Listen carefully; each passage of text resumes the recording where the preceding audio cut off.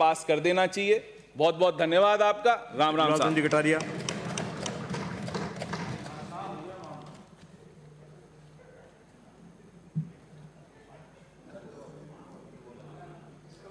श्री गुलाब चंद जी कटारिया, बोल दिया मैंने नाम।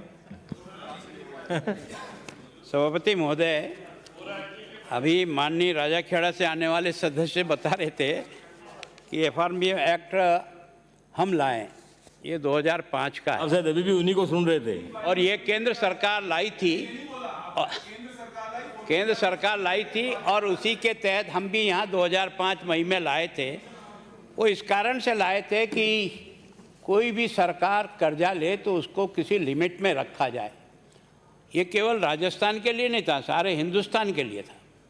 और इसलिए सीमा तय की थी 3% तक आप ले सकते हो अपने जीडीपी का। और पिछली बार आपने और बाकी सब स्टेट ने बार बार यह आग्रह किया कि चूंकि इस समय कोविड के समय में स्टेट की आर्थिक स्थिति काफ़ी कमज़ोर हो गई है और इसलिए हमको ये जो 3% है इसको बढ़ाया जाए। ये केवल राजस्थान ने नहीं, हिंदुस्तान के अधिकांश राज्यों ने अपनी ये मांग को उठाई और उसके आधार पर ही केंद्र सरकार ने इस महामारी के समय में 3% से लेकर के 5% तक आप अगर कर्ज लेना चाहो तो आपको अधिकृत किया इस एफआरएम एक्ट के तहत। मैं सोचता हूँ आज जो आप इसमें राजस्थान राज्य वित्तीय उत्तरदायित्व बजट पर ये जो एफआरएम एक्ट में जो ला रहे हैं, ये आपको अधिकृत भी केंद्र सरकार ने किया है। ये आपने अपने उद्देश्यों में स्पष्ट लिखा है और जो अमेंडमेंट ला रहे हो वो भी उनके दिए हुए अधिकार के तहत ला रहे हो। 0.5% आपकी जीडीपी का आप कर्जा ले सकते हो।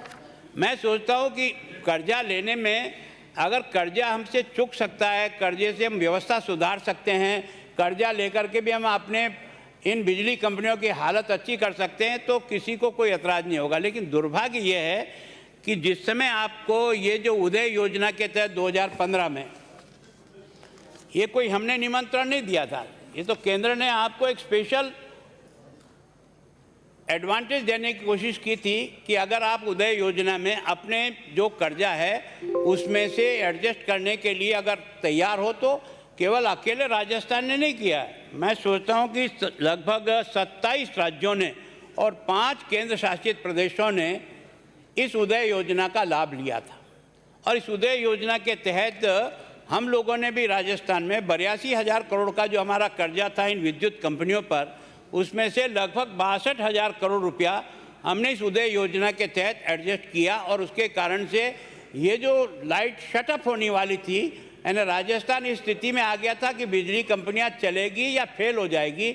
बिजली कंपनियां फेल न हो, राजस्थान के लोगों को बिजली मिलती रहे।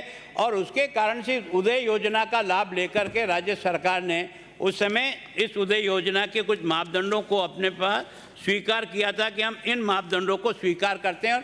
जो उदय योजना में जो आपको स्वीकृति दी थी ये है कि उदय योजना इम्प्रूवमेंट, ये है पोजीशन एज ऑन 30 जून 2021। क्या क्या आपने करने के लिए, चाहे हमारी सरकार थी, हम लोगों ने जो उस समय उनसे कह कर के आए थे कि हम ये उदय योजना का जो पैसा ले रहे हैं हम अपने यहाँ इन सुधारों को करेंगे, उसका कमिटमेंट किया।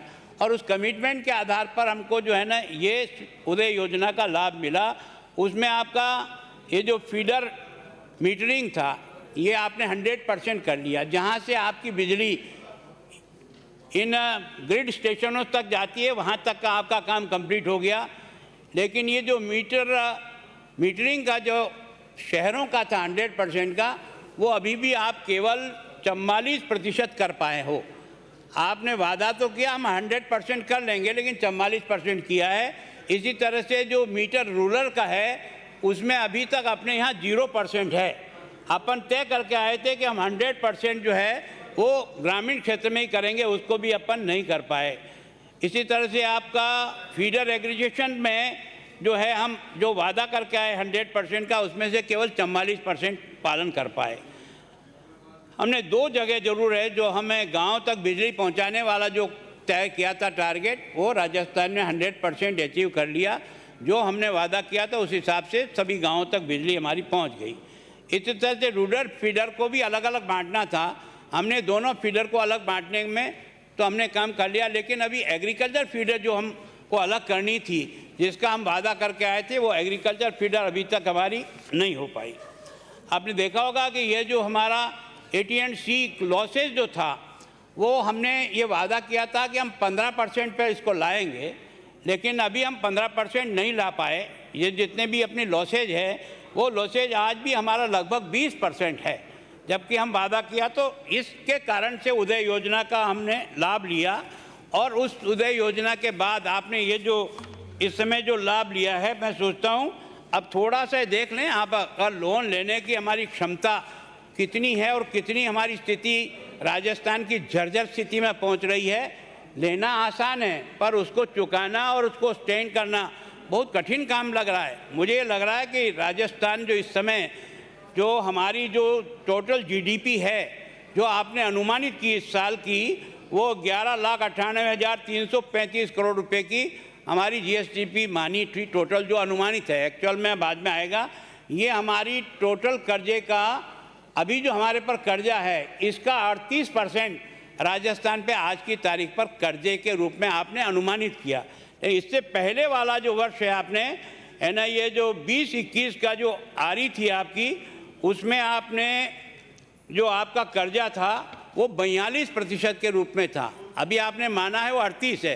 पिछली बार भी आपने माना तो था, जब आप बी में गए थे, उस समय 20-21 का जो बजट आपने बनाया था, उसमें आप गए थे कि हम कर्जा 33.12% तक स्टैंड करेंगे, ये आपका अनुमान था। लेकिन ये पहुंचा कितना? 42%। 33 की जगह 42% है ना, एक्चुअल जो आपके पास आज की तारीख में आ गया। आज की तारीख में राजस्थान पर जो कर्जा है, वो कर्जा है 4,57,129 करोड़ रुपया। अब आप जो बार बार कहते हो ना, आपने ऐसा कर दिया, आपने ऐसा कर दिया, मैं सोचता हूँ कि जो कुछ जो है वो आंकड़े सब ये बता रहे हैं कि जिस तेज गति से आपने इस 2.5 साल में कर्जा लिया है, उस पर एक निगाह डालने का प्रयास करो।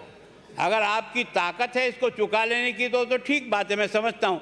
लेकिन ये चुकना इतना आसान नहीं है, क्योंकि जब हमने आपको सरकार दी थी, उस समय कर्जा था राजस्थान पे, जो वो एक्चुअल था 18-19 में, वो 3,11,000 करोड़ रुपया था।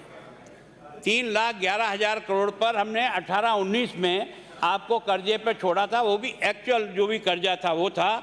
आज की तारीख में आपका हो गया 4,57,000 करोड़ रुपया हो गया। इसका मतलब आपने इस 2.5 साल के अंदर 1,46,000 करोड़ तो कर्जा ले चुके हैं। ये तो केवल आपका बजट का कर्जा है। ये जो आपकी कंपनियां हैं, इनका कर्जा और अलग छोड़ दीजिए। अगर इन सबको मिलाएंगे तो ये कर्जा जो है ना बहुत अधिक बढ़ जाएगा। अभी आप जो प्रस्ताव लेकर आए हैं, वो आप लेके आए हैं कि हम 0.5 अर्थात मतलब ½ इस बिजली के लिए हम अतिरिक्त ले सकें। ये आपका इस FRMB एक्ट के तहत केंद्र सरकार ने आपको अलाउ किया है। केंद्र सरकार के डायरेक्शन के आधार पर ही आप ये ले रहे हो।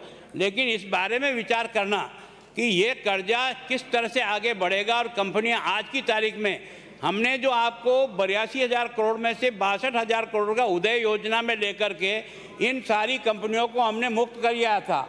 और आज की तारीख में इन कंपनियों पर वापस 86,000 करोड़ रुपए का कर्जा तो आज की तारीख में हो गया। इस 2.5 साल में जो हमने 20,000 करोड़ रुपए ले जाकर छोड़ा था, वो आज की तारीख में वापस 86,000 है ना, ये करोड़ जो है ना वो कर्जा आपके हो गया। अब आप जो GST के आधार पर जो हर साल 0.5% जो कर्जा लेने का अधिकार ले रहे हो, कानून के तहत ले रहे हो, लेकिन उसके कारण से कर्जे का जो भार है वो किस गति से बढ़ेगा। अगर हम GST पे ऐसा मानते हैं कि हर साल 10% बढ़ता है, तो अभी आपका 20-21 में, ये 21-22 का जो अभी आपका बजट है, इसमें आ रहा है 5,991 करोड़ रुपया आप कर्जा लेने का एक्स्ट्रा अधिकार ले रहे हो, जो आज इस बिल के द्वारा आप लेने का जो हमारे से प्रस्ताव रखा है, इससे आप बढ़ाओगे। इसी तरह से आपने देखा होगा कि अगले साल और 6,590 तक जो मैंने अनुमानित किया 10% की ग्रोथ अगर हमारी GDP में होगी तो उसके आधार पे होगा। तो ये सारा कर्जा मिला करके यानी 24 तक का जो आपको अधिकार दिया है, वो अधिकार इन कर्जों को इसी गति से लेते रहे तो जैसे कोयला नहीं मिलने के कारण से शट हुआ ना, वैसे ही राजस्थान का बिजली विभाग शट डाउन हो जाएगा। मैं सोचता हूँ इसके बारे में कर्जा लीजिए, लेकिन लेने के बाद उसको चुकाने के लिए भी तो आपके पास कोई अधिकार हो, कोई तरीका हो। मैं सोचता हूँ कि ये कानून आप लाए हो, ये केंद्र सरकार का आपको निर्देश है कि आप इतने सीमा तक ले सकते हो, पर ऐसा नहीं कहा कि इतना ही ले लो। ये आपकी सीमा तो आपने तय करी, कोई दिक्कत नहीं, 3 से लेकर 5% कर सकते थे। अब ये केवल आलोचना, उन्होंने कर्जा ले लिया, इन्होंने कर्जा ले लिया, पर मैं सोचता हूँ कि आज की तारीख में जीएसटी की जितनी आय केंद्र सरकार के पास हो रही है, आप भी इतने सालों से हो, मैं भी इतने सालों से हूँ, और जितने लोग आज टैक्स के दायरे में आए हैं, जितने लोगों की टैक्स देने की जो कैपेसिटी बढ़ी है, क्या पर महीने में 1,15,000 से 1,25,000 करोड़ रुपया रही हिंदुस्तान के किसी भी समय में किसी सरकार ने टैक्स के द्वारा अर्जित किया क्या? और उन्होंने छूट देने के बाद टैक्स पेयर बढ़ रहे हैं। पहले एक लिमिटेड लोग थे, आज उसका दायरा बढ़ा है। और मैं सोचता हूँ ये सब्सिडी इस सब्सिडी को रेगुलाइज करने का प्रयत्न किया है। अगर ये सब्सिडी आप और मैं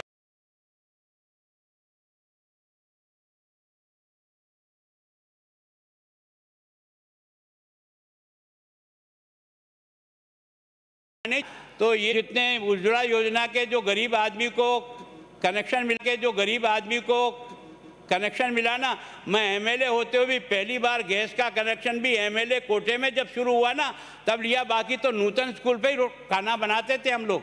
तो वास्तव में ऐसा नहीं है। मैं सोचता हूं कि हमको इस प्रकार का पैसे को लुटाने का प्रयास करने के बजाय उसको अपने पैरों पर खड़ा करने का प्रयास करना पड़ेगा।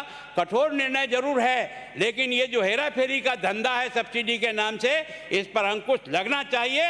लोगों को अपनी मेहनत का कमा के खाने के लिए उनको सपोर्ट करके उनको पैरों पर खड़ा तो करो, लेकिन उसको इस तरह से मत कर दो कि जिंदगी भर तक बैसाखी से ही चलते रहेंगे और खाते रहेंगे। उस आदत से छुड़ाना पड़ेगा। मैं सोचता हूँ इस कानून के द्वारा जो कुछ भी आप लेना चाह रहे हो, हमारी आर्थिक स्थिति इतनी खराब और बदतर होती जा रही है कि राजस्थान की जीडीपी का लगभग आज 38% तो आप मान रहे हो, पिछले साल 42% कर्जे में था। तो कर्जे की किस्तें 25,000 रुपया जो साल की बनती है ना, वही चुकाने में चली जाएगी। हमारा ब्याज ज़्यादा और हमारा डेवलपमेंट का पैसा कम, ये राज्य को विकास की दीर दिखाएगा। इसलिए मैं सोचता हूँ कि इस बारे में अगर आपको अधिकार दे रहे हैं तो अधिकार का उपयोग राजस्थान की कैपेसिटी को देखकर, राजस्थान के हालात को देखकर, इन बिजली कंपनियों के इन बड़े बड़े हाथियों को ठीक तरह से काबू करो। मैंने उस दिन भी ये कहा था, केवल और केवल उपभोक्ता को लूटने के लिए रास्ता मत निकालो। आपने बात तो ये की थी कि जो हम जो इस उदय योजना में जो बात हमने तय करी थी वो उसमें ये भी है कि हम जितना कमाएंगे उतना ही खर्च करेंगे, उसी सीमा में रहेंगे। लेकिन वो सीमा आज की तारीख में भी आ नहीं रही है। आज भी हमारा दोनों का अंतर, रेवेन्यू रिसिप्ट और हमारा खर्चा, दोनों में बहुत बड़ा गैप है और बढ़ते ही जा रहा है। इसको कंट्रोल करिए। प्रभारी मंत्री